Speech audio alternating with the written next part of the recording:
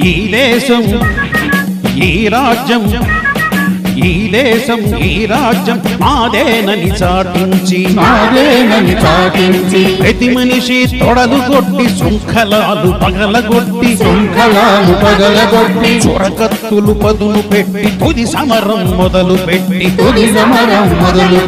సింహాలై గర్జించాలి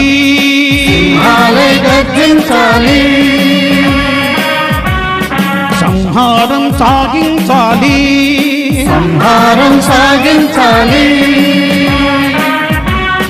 Vande Mataram Vande Mataram Vande Mataram